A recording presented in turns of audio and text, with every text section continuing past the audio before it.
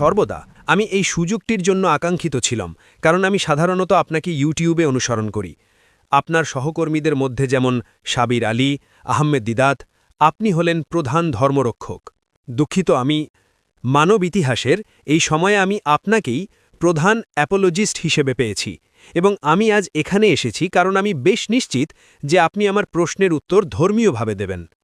যখন আপনার কোনো বৈজ্ঞানিক প্রশ্ন থাকে, আপনি একজন বিজ্ঞানীর কাছে যান এবং আপনি একটি যৌক্তিক উত্তর আশা করেন।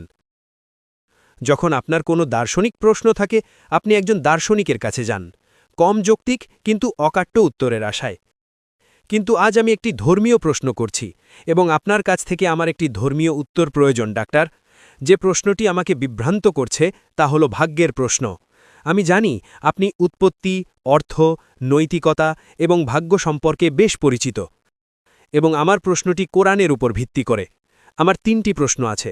আমার প্রথম প্রশ্নটি সূরা অধ্যায় ৪৬, আয়াত নম্বর ৯ থেকে এসেছে।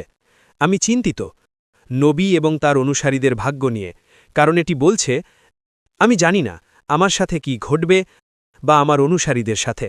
আমি শুধুমাত্র একজন স্পষ্ট সতর্ককারী।